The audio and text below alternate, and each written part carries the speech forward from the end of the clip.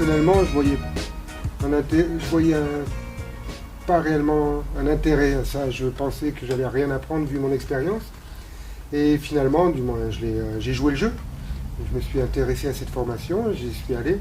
Et tout au long de cette formation, j'ai découvert que finalement, je connaissais toute la pratique, mais tout ce qui était théorique et plus analyse et connaissance générale et avoir une vision globale du monde humanitaire qui nous entoure, MSF, ça m'était un petit peu abstrait. Donc là-dessus, j'ai pu mettre, du moins j'ai eu plaisir à découvrir et à comprendre le système global de la réponse humanitaire et non seulement dans l'ONG MSF.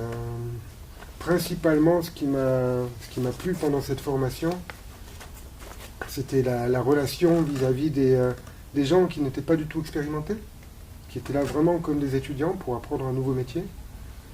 Et aussi l'approche globale, c'est-à-dire qu'on ne parle plus que d'urgence, on a aussi une vision du développement, on a aussi une vision des autres acteurs qui font aussi part de la réponse et qui sont aussi nos partenaires bien souvent.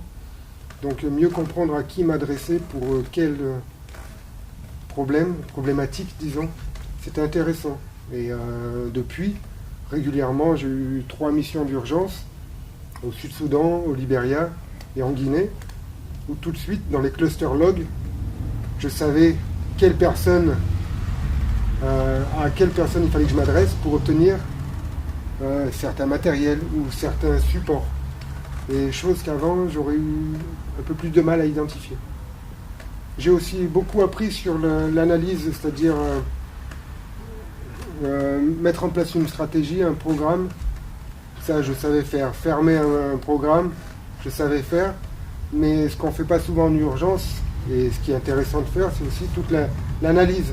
C'est-à-dire que lorsqu'un programme est ouvert, il faut des indicateurs et il faut des outils pour pouvoir vérifier qu'on soit en adéquation avec les besoins, mais aussi savoir quand on est pertinent ou quand on n'est pas, et corriger le tir. Ça, c'était intéressant.